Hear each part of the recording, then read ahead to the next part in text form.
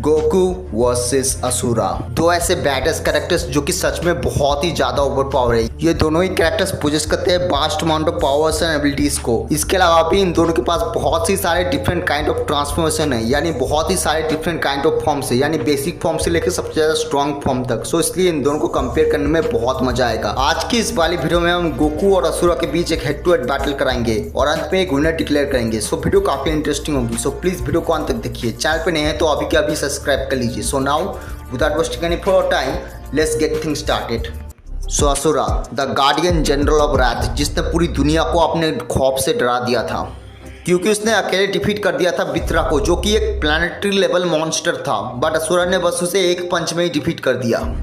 लेकिन जो भी हो, उसके बाद उसके ही साथियों ने उसे धोखा दिया और साजिश करके उसे एम्परर की मौत का जिम्मेदार घोषित कर दिया। अब इसकी बेटी किडनैप हो चुकी थी और उसके वाइफ का मर्डर हो चुका था और अभी वक्त हो चुका था बदला लेने का। असुरा डेउस से लड़ता है लेकिन वो बुरी तरीके से हार जाता है क्योंकि वो बहुत ही ज्यादा कमजोर था। लेकिन कहानी अभी खत्म नहीं हुई थी। असुरा की आंख खुलती है और वो अपने आप को नर्क में देखता है और गोल्डन स्पाइडर की वजह से उसे अपनी पुरानी जिंदगी की सारी मेमोरी याद आ जाती है। उसके बाद वो पूरी कोशिश करता है नर्क से बाहर निकलने के लिए। 12,000 साल बाद असुरा धरती की सतह को चीरते हुए नर्क से बाहर निकलता है। उसका गुस्सा पहले से भी बहुत ज्यादा बढ़ चुका था और वो पहले से बहुत ज्यादा स्ट्रांग बन चुका था। लेकिन वो ये भी जानता था कि वो 7 डिटीज जिससे वो 12,000 साल पहले लड़ा था, वो पहले से बहुत ज्यादा ताकतवर और खतरनाक बन चुके हैं। 7 डिटीज की पावर्स मित्रा के मंत्र मैनिपुलेशन की वजह से बहुत ही ज्यादा इंक्रीज हो गई थी। बट असुरा भी अपनी स्ट्रेंथ और रेज को बढ़ा चुका था। असुरा ने वाइजिंग को मार मार के उसकी हालत खराब कर दी थी और उसे मजबूर कर दिया था अपनी पूरी ताकत लगाने के लिए। वाइजिंग अपने फिंगर को अर्थ की ओर ड्रॉप करता है क्योंकि वो उससे असुरा को कुचल के मारना चाहता था। असुरा इसको एक चैलेंज की तरह लेता है और वो वाइजिंग को रोकने के लिए अपनी जी जान लगा देता है और आखिर में एक ही पंच से वाइजिंग को मार देता है और उसे एग्जिस्टेंस से इरेज कर देता है। इस पंच में इतनी डिस्ट्रक्टिव पावर थी कि उसने सोलर सिस्टम तक को ही हिला दिया था। उसके बाद असुरा ने टेक डाउन किया मल्टीपल 7 डिटीज को। असुरा का सामना हुआ उसके खुद के मास्टर ऑगस्ट से। असुरा ने उसे बहुत ही आसानी से आउटस्किल कर दिया। ऑगस्ट ने अपनी डिवाइन स्वॉर्ड निकाली जो कि बहुत सारे स्टार्स को डिस्ट्रॉय कर सकती है। ऑगस्ट अपने उस स्वॉर्ड की मदद से असुरा को मून से अर्थ तक फेंक देता है, लेकिन असुरा उस स्वॉर्ड को अब बस अपने एक पंच में ही डिस्ट्रॉय कर देता है और समाउ वो ऑगस्ट को हरा देता है। लेकिन उसके बाद उसके पास एक भी हाथ नहीं बचा। यासा ने असुरा को बहुत ही आसानी से मार के हेल में पहुंचा दिया था, लेकिन असुरा एक बार फिर वापस आ गया। असुरा एक लड़की से मिलता है जो कि उसकी बेटी मित्रा जैसी दिखती थी। लेकिन उसके कुछ दिन बाद बहुत सारी फ्लीट ऑफ स्पेसशिप आके पूरे गांव को न्यूक कर देती है, जिसकी वजह से गांव के सारे लोग मारे जाते हैं और वो लड़की भी मर जाती है जो कि असुरा को उसकी बेटी की याद दिलाती थी। और ये सबसे बड़ी गलती थी 7 डिटीज की। उसके बाद तो असुरा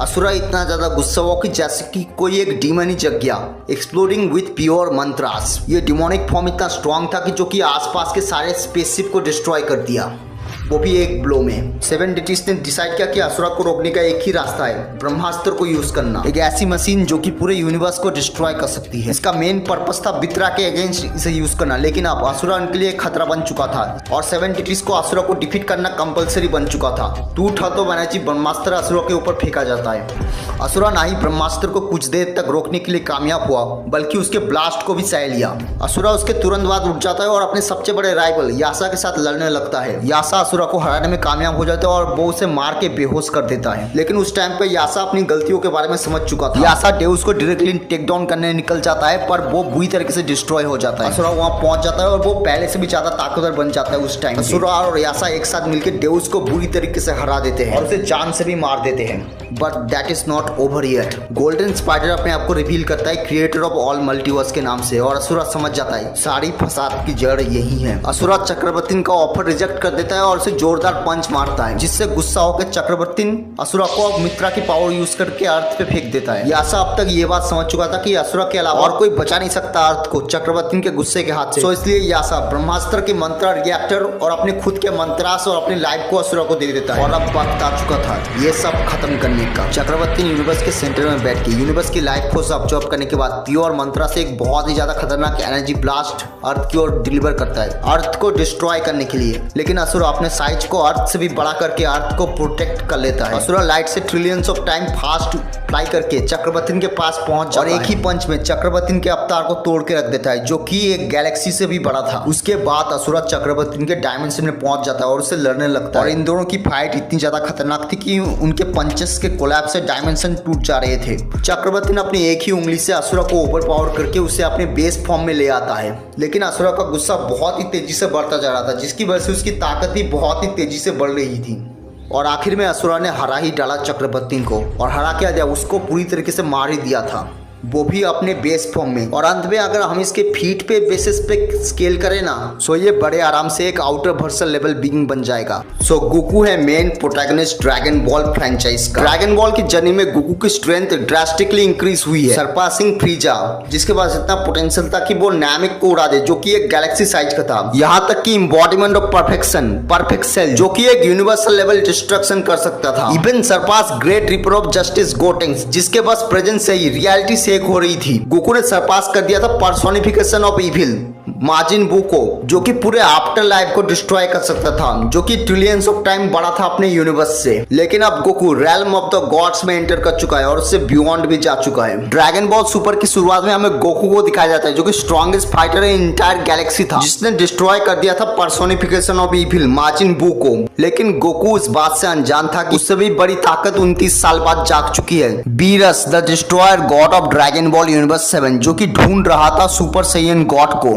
बीरस को पता चला strongest Saiyan in existence Son Goku के बारे में, और वो उससे सुपर सैयन गॉड के बारे में पूछने चला गया। गोकू और बीरस फेस टू फेस आते हैं और गोकू बीरस को चैलेंज करता है एक फ्रेंडली डुअल के लिए। गोकू पावर अप करता है और वो ट्रांसफॉर्म हो जाता है सुपर सैयन 3 में। Super Saiyan 3 Saiyan equal to heaven, जिसने हिला रखा है आफ्टर लाइफ को। लेकिन जब उसका सामना हुआ बीरस द डिस्ट्रॉयर से, तब बीरस ने उसे ओनली 3 हिट में ही डिफीट कर दिया। गोकू समझ गया था कि उसके और बीरस के पावर लेवल्स में जमीन आसमान का फर्क है। गोकू ने इस बात को इग्नोलेज किया कि सुपर सैयन 3 वेजिटो भी हरा नहीं सकता बीरस को। गोकू ने डिसाइड किया कि बीरस को रोकने का एक ही रास्ता है, सुपर सैयन गॉड। सेनरोन ने बताया कि सुपर सैयन गॉड बहुत ही पहले मारा जा चुका है, लेकिन उसकी पावर्स को अभी भी अचीव किया जा सकता है रिचुअल की मदद से। 5 प्योर हार्टेड सैयन्स इंक्लूडिंग पैन अपनी लाइफ को गोकू के साथ मर्ज कर लेते हैं, जिससे सुपर सैयन गॉड का दोबारा जन्म होता है। लेकिन इस बार सुपर सैयन गॉड यामुसी नहीं, बल्कि था अपना सन गोकू। और अब वक्त हो चुका था यूनिवर्स के सबसे इंटेंस बैटल का,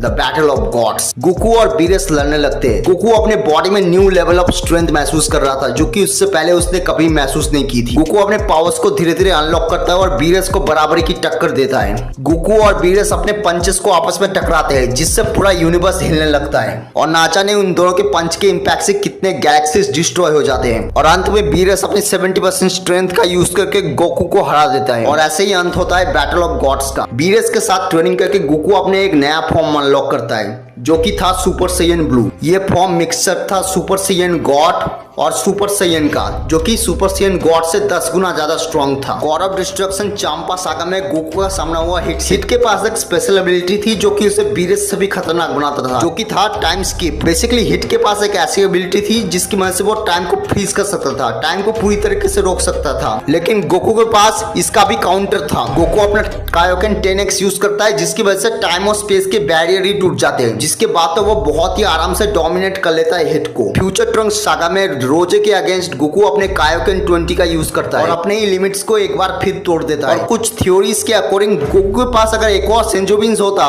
तो वो इन्फिनाइट जामासु तक को टेक डाउन कर देता, जो कि टाइमलाइंस तक को खा जाता है। टूर्नामेंट ऑफ पावर में गोकू का सामना हुआ जीरन से। जीरन जिसके पास प्रेजेंस से ही इन्फिनाइट वॉइड हिलने लगा था। गोकू अपने स्ट्रेंथ को टेस्ट करता है जीरन के अगेंस्ट। गोकू अपने गॉड फॉर्म में जीरन को पंच मारता है, लेकिन जीरन उसे रोक लेता है एक ही उंगली से। गोकू सुपर साइयन ब्लू में ट्रांसफॉर्म होता है और तब जाके वो जीरन को एक अच्छी खासी टक्कर दे पा रहा था, लेकिन जीरन अब भी होल्ड बैक कर रहा था। यहाँ तक कि कायोकेन टाइम 20 भी इनफ नहीं था उसे सीरियस करने के लिए। गोकू अपना ट्रम्प कार्ड यूज करता है जो कि है यूनिवर्सल स्पिरिट बॉम्ब, बट ये भी काफी नहीं था जीरन को टेक डाउन करने। जीरन इससे बहुत ही आसानी से डिफ्लेक्ट कर देता है और गोकू के ऊपर ही इससे फेंक देता है। गोकू अपने खुद के अटैक से गिर जाता है और वो ऑलमोस्ट मरने की हालत में होता है। लेकिन जब एंजल्स गिरते हैं वो कभी ना कभी सारी मुश्किलें पार करके फिर से स्वर्ग की ओर उड़ जाते हैं। धुएं को चीरते हुए गोकू उठता है ऐसी ताकत के साथ जिसे गॉड्स भी अभी तक पा नहीं पाए हैं। Ultra instinct. और अब जन्म हो चुका था एंजल बॉर्न इन हेल का। गोकू के अल्ट्रा इंस्टिंक्ट के प्रेजेंस से ही इन्फिनाइट वॉइड पूरा शेक करने लगा था। अल्ट्रा इंस्टिंक्ट को डिस्क्राइब किया जाता है एक ऐसी टेक्निक जिसमें यूजर की बॉडी अपने आप ही काम करने लगती है, माइंड तक कोई मैसेज जाता नहीं है। इस फॉर्म में गोकू की बॉडी अपने आप ही रिएक्ट करने लगती है। गोकू अब एबल था किसी भी अटैक को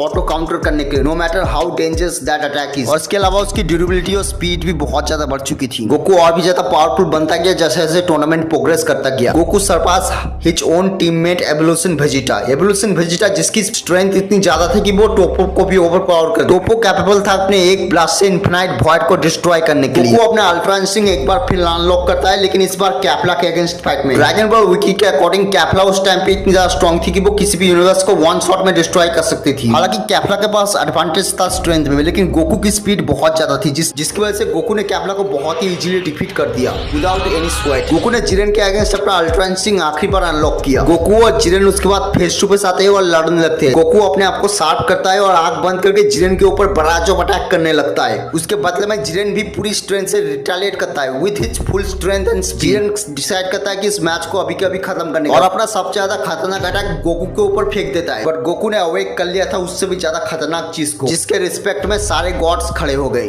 the मॉर्टल above the all God master ultra instinct, जिसमें जाने के बाद तो गोकू ने लिटरली मैन हैंडल कर दिया था जिरेन जैसे स्ट्रॉन्ग कैरेक्टर को। जिरेन का कोई भी अटैक गोकू पे वर्क नहीं कर रहा था, बट जिरेन भी इतनी जल्दी हार मानने वाला नहीं था। उसने भी अपने लिमिट्स को तोड़ना शुरू किया। जिरेन और गोकू इंटेंस बैटल करते हैं, लेकिन इन दोनों के बीच में बहुत ही बड़ा डिफरेंस था। जहाँ पे जिरेन सिर्फ अपने लिए लड़ रहा था, दूसरी ओर गोकू वो इन सब के लिए लड़ रहा था जो कि उसकी जिंदगी का पार्ट है। अपने दोस्तों के लिए, अपने फैमिली के लिए, अपने बेटे के लिए, यहाँ तक कि अपने एनिमीज के लिए भी। और सीधे सीधे बोलो तो गोकू अपने पूरे यूनिवर्स के लिए लड़ रहा था। उसे अपनी जिंदगी की परवाह थी ही नहीं, और इसी ने उसे मोटिवेट किया और ऑल आउट जाने में मजबूर किया। और इसी की वजह से उसने जिरेन को डिफीट कर दिया, वो भी अपने 0% स्टैमिना में। और आखिर में हम इसके फीट के बेसिस पे कंपेयर करें ना, तो ये बहुत ही आसानी से एक लोअर मल्टीवर्सल लेवल बीइंग बन जाएगा with god like capabilities. GT Goku. So dragon ball Z के 15 साल बाद गोकू के पास सब कुछ था, बस एक ही चीज नहीं था, एक title, the strongest fighter in universe. और उसके ठीक 1 साल बाद उसकी पावर्स उसके सारे प्रीवियस अपोनेंट को सरपास कर गई। But black star dragon ball की विश की वजह से वो पूरी तरीके से एक बच्चा बन गया, लेकिन इस बच्चे की ही ताकत इंसानी सोच के परे निकली। और जैसे मानो ड्रैगन बॉल सुपर की काउंटर पार्ट की तरह उसने अकेले ही किड बू, फ्रीजा, यहाँ तक कि परफेक्ट सेल को आसानी से हरा दिया। जीटी किड गोकू ने सरपास कर दिया था सुपर साइयन 3 को। Super saiyan 3 saiyan equal to heaven, जिसने हिला रखा है आफ्टर लाइफ को। Even surpass angel born in hell Gogeta, जिसने जेनेम्बा जैसे इंटर डायमेंशन बीइंग को वन शॉट किया है। जेनेम्बा जिसने चीर रखा है डायमेंशन को, जो कि मैनिपुलेट कर सकता है स्पेस, टाइम, इवन डेथ तक को भी। लेकिन अब ये सारी ताकत अब एक बच्चे के शरीर के अंदर है, जो कि है अपना kid Goku, strong enough to defeat god of destruction lord Loot, जो कि यूनिवर्स को बहुत ही आसानी से डिस्ट्रॉय कर सकता था। लेकिन जब उसका सामना हुआ किड गोकू से, तब उसने उसे बहुत ही आसानी से हरा दिया होल्ड बैक करते हुए। लेकिन चाहे जो भी हो, इससे भी बड़े बड़े खतरे आने वाले थे फ्यूचर में। सुपर बेबी 2, जो कि अपने स्पीसीज का आखिरी बंदा था। बेबी एक्चुअली एक पैरासाइट था जो कि साइंस के अगेंस्ट बदला लेना चाहता था, क्योंकि साइंस की वजह से उसकी स्पीसीज एक्सटिंक्ट हुई थी। बेबी अर्थ पे अराइव होता है और देखते ही देखते अर्थ के सारे बींग्स की माइंड को कंट्रोल कर लेता है। इवन सुपर साइयन 2 वेजिटा के भी माइंड को कंट्रोल कर लेता है वो। बेबी अपना खुद का सुपर साइयन 3 फॉर्म अचीव कर लेता है और रिवेंज डेड बॉल गोकू के ऊपर फेंक देता है और आखिरकार यूनिवर्स के लास्ट होप को ऑब्लिविएट कर देता है। बेबी का ये अटैक इतना ज्यादा डेविस्टेटिंग था जिसने स्पेस के मैग्नीट्यूड तक को चेंज कर दिया था, आउटर वर्स को तक को हिला दिया था। गोकू अपने आप को एक ऑल्टर्ड डायमेंशन में देखता है जिससे बाहर आने का कोई भी रास्ता नहीं था, लेकिन ये गोकू किसी भी रूल को फॉलो नहीं करता था। गोकू अपना फेमस एनर्जी ब्लास्ट कामेहामेहा मारता है जिससे पूरा डायमेंशन ही चकनाचूर हो जाता है। गोकू उससे कुछ महीने बाद और ज्यादा पावर ग्राइंड करके बेबी से लड़ने वापस आता है, लेकिन आउटकम सेम ही रहता है। गोकू इस बार भी हार जाता है बुरी तरीके से बेबी के अगेंस्ट। गोकू अर्थ को एक बार फिर देखने के लिए उठता है और अपने ट्रांसफॉर्मेशन से पूरे प्लेनेट को ही हिला देता है और वो बन जाता है ग्रेड एप और उसके बाद गोल्डन एप। गोकू गुस्से में अपना कंट्रोल खो देता है और उसकी ओवर वार्मिंग पावर पूरे गैलेक्सी को थ्रेट करने लगता है और पैन की वजह से उसे अपनी ट्रू आइडेंटिटी रिवील हो जाती है। गोकू समझ गया था कि वो एक्चुअली कौन है, एक ऐसा आदमी जिसने समय समय पे अनगिनत ट्रिलियंस लोगों की जान बचाई है, champion of demons, aliens, even God, the embodiment of hope, the truth, the Son Goku।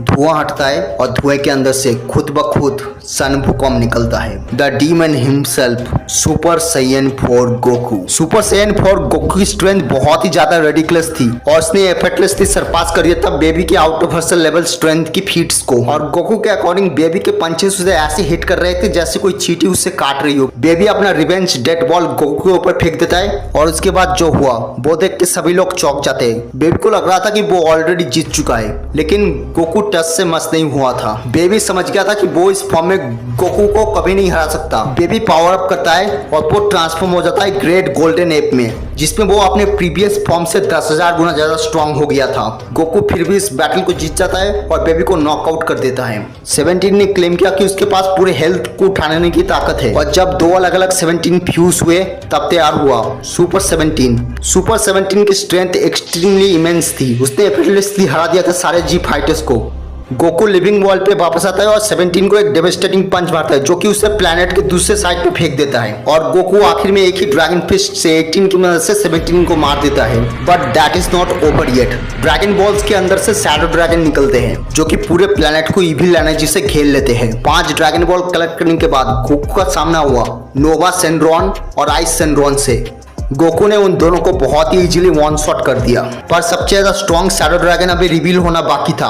एक ऐसा ड्रैगन जिसने गोकू के सुपर सैयन 4 को बहुत ही इजीली डोमिनेट कर लिया था और 10 टाइम कामेहामेहा को मुंह के सामने खा लिया था। वो अपने फैमिली से एनर्जी गैदर करता है और वो ट्रांसफॉर्म हो जाता है अल्ट्रा सुपर सैयन 4 में, और जिसमें जाने के बाद तो गोकू ने आंख बंद करके सिन सेंड्रॉन को बहुत ही आसानी से डोमिनेट कर लिया था। सिन सेंड्रॉन सारे ड्रैगन बॉल्स को ऑब्जॉर्ब कर लेता है और वो ट्रांसफॉर्म हो जाता है ओमेगा सेंड्रॉन में। ओमेगा की पावर इतनी ज्यादा डेवास्टेटिंग थी कि वो अपने प्रेजेंस से ही मल्टीवर्स को हिला रहा था। गोकू और वेजिटा सुपर सैयन 4 में ओमेगा के साथ टीम अप करके फाइट करते हैं, लेकिन वो बुरी तरीके से डिस्ट्रॉय हो जाते हैं। गोकू और वेजिटा फ्यूज होते हैं और सुपर सैयन 4 गोजिटा का जन्म होता है और गोजिटा बहुत ही ज्यादा पीटता है ओमेगा सेंड्रॉन को। ओमेगा ह्यूमन हिस्ट्री के सारे इविल एनर्जी को गैदर करके गोजिटा के ऊपर एक कर्मा बॉल फेंक देता है, पर गोजिटा उसे लात मार के स्पेस में फेंक देता है और उस नेगेटिव एनर्जी को पॉजिटिव में कन्वर्ट कर देता है।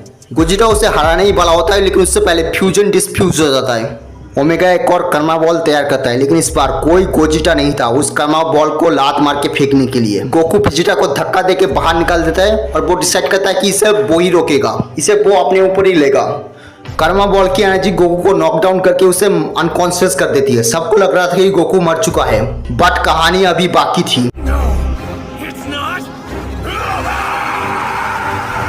ट्विटर से गोकू उठता है यूनिवर्सल स्पिरिट बॉम्ब के साथ, जिसमें पूरी यूनिवर्स की ताकत थी, जो कि आखिरी होप थी पूरे यूनिवर्स की, जो कि फ्यूचर था पूरे मल्टीवर्स का। ओमेगा कर्मा बॉल को गोकू के ऊपर फेंकता है, पर गोकू से बहुत इजीली टैंक कर लेता है और जैसे ये मानो अंत था ओमेगा सेंड्रॉन का। गोकू अपने स्पिरिट बॉम्ब ओमेगा के ऊपर फेंकता है, जिससे ओमेगा पूरी तरीके से वाइप आउट हो जाता है। ओवरऑल G2 गोकू स्टैंड करता है आउट ऑफ हर्सल में with infinite speed. Alright then, so इन दोनों ही कैरेक्टर्स की पावर से एबिलिटीज जानने के बाद हम एक चीज तो कह सकते हैं, ये दोनों ही बहुत ही ज्यादा ओवर पावर है। लेकिन इन दोनों में से ज्यादा स्ट्रॉन्ग है कौन? सो अगर हम सिर्फ सुपर की बात करें ना, सो सुपर वाला गोकू तो टिक भी नहीं पाएगा असुरा के सामने। कॉज सुपर में गोकू इतना ज्यादा स्ट्रॉन्ग नहीं है कि वो असुरा जैसे आउट ऑफ हर्स लेवल कैरेक्टर को हरा दे।